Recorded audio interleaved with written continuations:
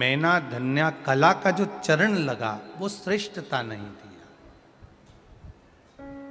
जो अधोगति में चले जाते हैं, अचानक जिनके प्राण छूट जाते हैं, उनके लिए ये कथा कर रही। पितरों की 3 बेटियां, तीनों से गलती हो गई। आप शिव मंदिर में जाएं, कोई गलती ना हो, जल चढ़ाएं, मना नहीं, छींटा ना लगे, धीरे धीरे चढ़ाइए। और एक बात अच्छे से ध्यान में रखिएगा, शिव मंदिर से जब भी वापिस आए, जल चढ़ाकर अपना फर्ज पूरा अदा कर कर। फर्ज से मतलब जब शिव मंदिर से वापिस आए, जो पत्ती, बेलपत्री, फूल शिवजी पे चढ़े थे वो नीचे शिवलिंग पे से नीचे गिर गए हों। एक शिवलिंग रखा है, लाना मिट्टी वाला, लाइए जरा उठा के। अब छत्तीसगढ़ में कथा चल रही, थोड़ा ध्यान से सुन लोगे एकांतेश्वर शिवलिंग का पूरा वृतांत। तो आप लोग जो पशुपति व्रत कर रहे हो या कोई भी उपास करते हो, कई लोग कहते हैं हमने करा नहीं हुआ। क्यों नहीं हुआ? उसमें हमारी गलतियों को हमें छाट। ये देखिए,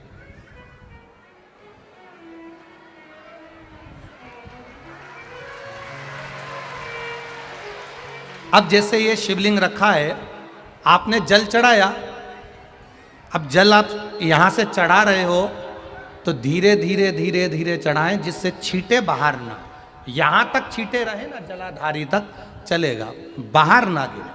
और एक बात का स्मरण रहे, यदि बेलपत्री, फूल, पत्ती जल चढ़ाने के बाद ये सब अगर नीचे गिर जाए, जलाधारी पर गिर गया या नीचे उतर गया, तुम्हारा पूरा जल चढ़ जाए, तुम्हारे पास में चंदन नहीं है, अबीर नहीं है, गुलाल नहीं है, कुछ भी नहीं हो, तो भी अपने हाथ की 3 उंगलियों से रेखा 3 खींचकर और फिर जो माला आदिकादिक भगवान की रखी थी, उसी से भगवान का वापिस पूरा श्रृंगार कर कर फिर वापिस आइए, भगवान को पूर्ण श्रृंगार।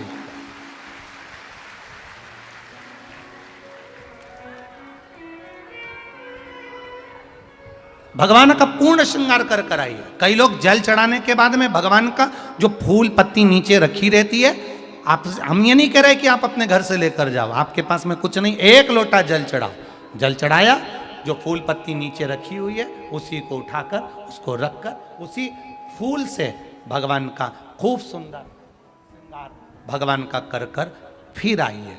क्यों? शिव का जब हम श्रृंगार कर कर आते हैं, माता पार्वती जी ने देव अधिदेव महादेव का श्रृंगार किया है, आप लोगों के स्मरण में होगा। राम जी ने माता जानकी का श्रृंगार किया है। रामचरित सुनिए कथा, रामायण सुनिए, आप लोगों ने रामायण सुनी होगी, तो उसमें माता बैठी हैं शिला के ऊपर और भगवान राम उनका श्रृंगार कर रहे हैं। एक कौवा आता है, वो चोंच मार कर जाता है, ये सारा वृतांत आप लोगों ने श्रवण किया है। तो राम जी माता सीता का श्रृंगार करते हैं, भगवान कृष्ण राधा जी का श्रृंगार करते हैं।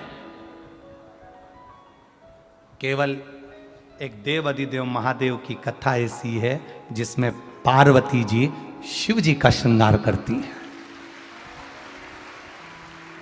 शिव का श्रृंगार किस लिए? क्यों? कहा जल चढ़ाने के बाद वहीं पर पड़ी हुई पत्ती से, फूल से, जो चढ़े हुए फूल हैं, चढ़ी हुई पत्ती है, चढ़ा हुआ निर्माल्य है, जो भी शिव जी का है, उसी को धोकर वापिस भगवान का श्रृंगार कर कर आना चाहिए। किस लिए? कि हे भोलेनाथ, जब मैं इस संसार सागर से जाऊं, अखंड सुहाग लेकर पूरी श्रृंगार कर कर इस धाम से जाऊं, ऐसी कृपा बन। जो पढ़ाओ,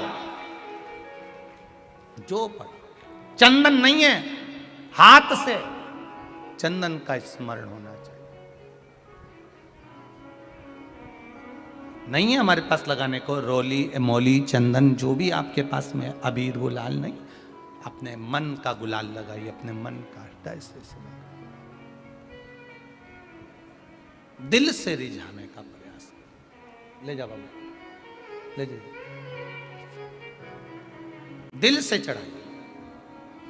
और जब भाव से, दिल से आप आनंद के साथ देवाधिदेव महादेव का आप पूजन करो, उसमें गलती ना हो, गलती।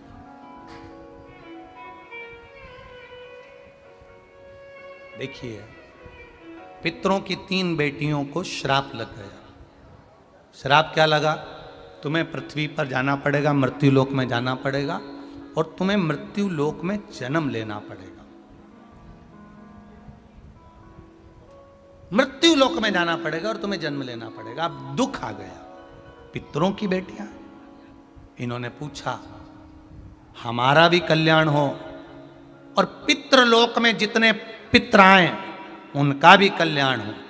जो अधोगति में, जैसे हमारी गति बिगड़ी है, हम अभी युवान अवस्था में हैं, आपको चोट लगी, आपने हमको श्राप दिया, मान लो कोई अधोगति में प्राण छोड़कर चला जाता है, उसका उद्धार कैसे हो?